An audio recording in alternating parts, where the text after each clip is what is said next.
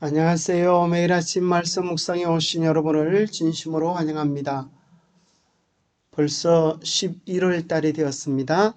이제 2장밖에 남지 않은 달력을 보면서 우리의 마음을 새롭게 하면 좋겠습니다.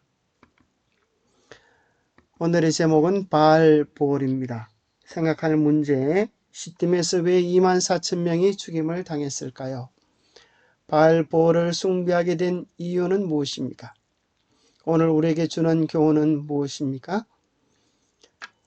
시딤에서 2만 4천 명이 죽임을 당한 이유는 가나안 변경 시딤에서 바알 부올의 제사에 가담하게 된 것 때문이었습니다.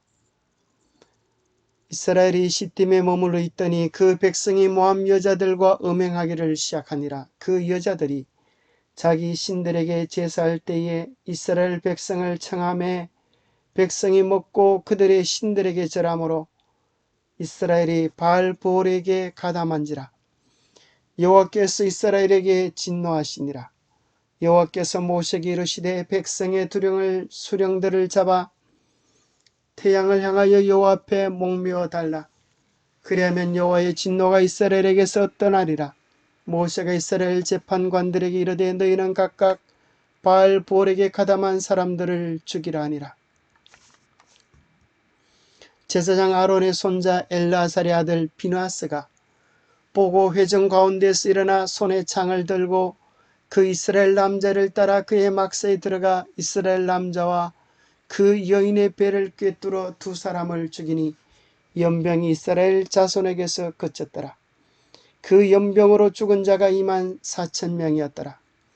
여호와께서 모세에게 말씀하여 이르시되 제사장 아론의 손자 엘르아살의 아들 비누아스가 내 질투심으로 질투하여 이스라엘 자손 중에서 내 노를 돌이켰어 내 질투심으로 그들을 소멸하지 않게 하였도다. 이스라엘 백성들이 가나안 변경에서 조금만 더 가면 약속의 땅 가나안에 들어가는데 안타깝게도 2만 4천 명이나 연병으로 참혹한 죽임을 당했습니다. 그 이유는 그들의 마음속에 믿음의 순결을 지키지 못하고 우상 숭배, 음행으로 인하여 타락했기 때문입니다. 음행하다라는 표현은 이스라엘이 이방 신들과 그들의 풍습을 따랐다는 영적인 의미입니다. 또 그것은 초기에 그들 가운데 일어난 실제적인 성적인 범죄가 행하여졌음을 말해주는 내용이기도 합니다. 여기에서 사탄은 다시 한번 인간의 타락한 본성을 이용하여 이방 여인들로 하여금 자신들을 유혹의 손길에 내어준 이스라엘 남자들을 범죄에 빠져들게 하였습니다. 바알보올을 숭배하게 된 이유는 무엇입니까? 민수기 31장 16절에 보면 보라 이들이 발람의 꾀를 쫓아 이스라엘 자손으로 부올의 사건에 여호와 앞에 범죄케 하여 여호와의 회중의 연병이 일어나게 하였느니라 했습니다. 발람이 발락을 꾀어 이스라엘을 저주하게 하였습니다.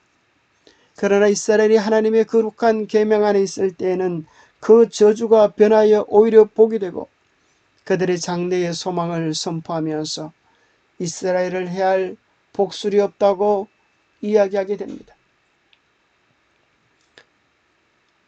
발락이 아무리 발람을 통하여 저주를 하려고 해도 저주가 변하여 복이 되니 할 수 없이 발람이 이제 저주를 그만하게 됩니다. 그러나 그때 발람이 한 꾀를 내었습니다. 그것은 하나님의 백성들이 하나님의 계명을 어기도록 하는 것입니다. 바로 그것은 하나님의 계명의 우상 숭배와 행함하지 말라고 하는 그 계명을 범하도록 꾀를 낸 것입니다. 바로 그것이 바알을 숭배하는 것으로 이루어지게 됩니다. 그래서 그들이 우상 숭배 속에 빠질 때에 하나님의 계명을 범하였을 때에 그들 가운데 연병이 일어나서 이스라엘이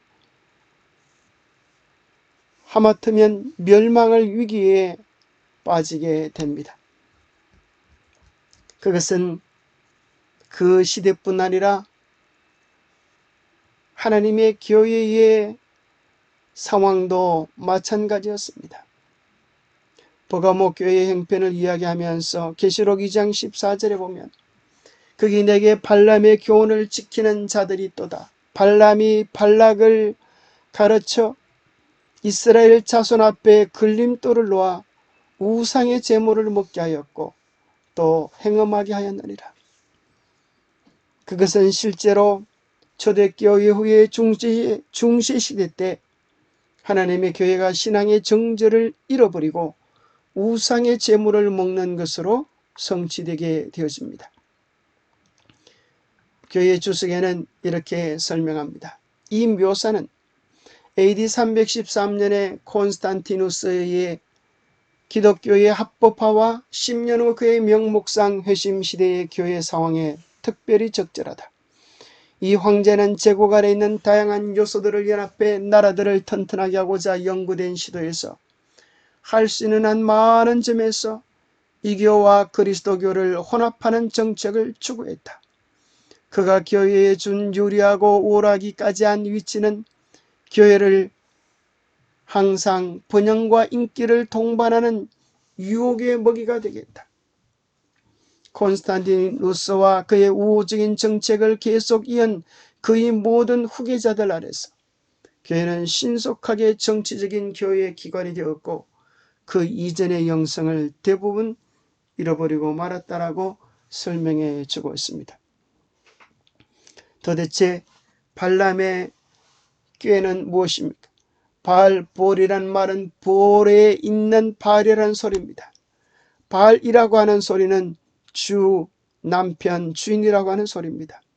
바로 바알 숭배는 아세라 숭배와 병행되어 나타나는데 그것은 태양신 숭배와 달신 숭배로 나타납니다. 그것은 오늘날 기독교에 교묘하게 부활절 예배를 통하여 접목되어져 왔습니다. 도대체 그게 무슨 말인가 하면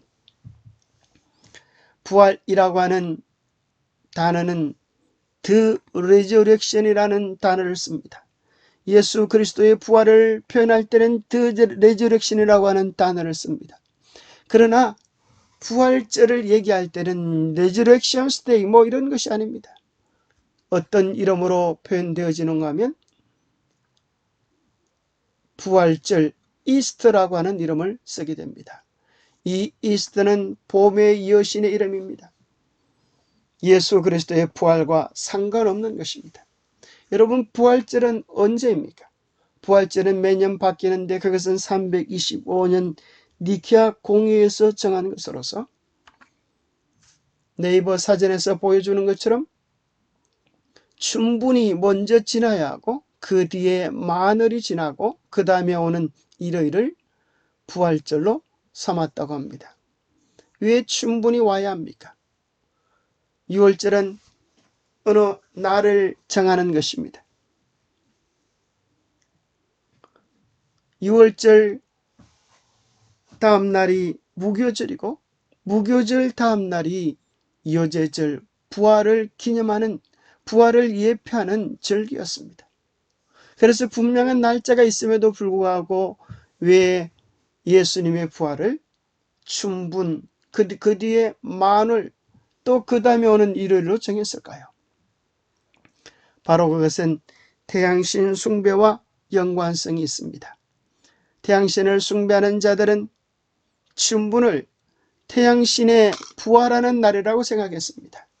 1년 중에 밤과 낮의 길이가 똑같은 날은 춘분과 추분인데 춘분 후로부터 낮의 길이가 점점 길어지기 때문에 태양신이 춘분에 부활했다고 생각합니다. 그러면 춘분 다음 일요일을 하면 될 터인데 왜 또 만월이 와야 합니까? 춘분은 양력이고 만월은 음력 15일을 뜻합니다. 그것은 달신 여신이 가장 아름답게 보이는 때입니다. 그 뒤에 오는 일요일이 바로 부활절 절기를 잡는 것으로 보면 이것은 정말 분명하게 바알과 아세라 숭배에서 왔음을 발견하게 됩니다. 부활절이라고 하는 이 용어도 이스터인데 한국 컴퓨터 선교에서 이렇게 설명해 주고 있습니다. 이스터라는 명칭의 어원은 불확실하다. 듀톤족의 봄의 여신 이스터에서 비롯되었다라고 설명해 줍니다. 자, 실제 부활 축제를 이 부활절의 기원이 되었던 프리기아 왕국, 거기서는 어떻게 이 부활 축제를 보내었을까요? 그것은 민수기 25장의 내용을 이해하는 데 많은 도움을 줍니다. 프리기아 왕국에서 전래되어진 이 부활 축제는 그리스와 로마에 전해지고 오늘 기독교의 그 다양한 모습으로 변형되어 나타나게 되었습니다. 이교 부활 축제의 모습은 이러했습니다. 춘분과 마들이 지난 그 다음 일요일 아침에 해 뜨기 직전 사람들은 울면서 고글하면서 우리 남편 태양신이 죽었다고 울면서 행렬을 만들어 순례를 합니다. 동쪽에서 해가 떠오르기 시작하면 우리 신랑 태양신이 부활했다고 고함을 지르면서 여자들은 하나씩 입고 있는 옷을 벗어버리고 앞에 있던 남자들과 난교 파티를 벌이는 것이 이교 부활 축제였습니다. 오늘 민수기 25장 본문 속에서도 이스라엘 백성들이 이방 여인들과 음행하게 된 것을 바알 부올의 제사에 참여함으로써 이루어졌다고 이야기합니다. 바로 이 교회의 부활 축제와 그 모습이 흡사한 것입니다. 오늘 우리에게 주는 교훈은 무엇입니까?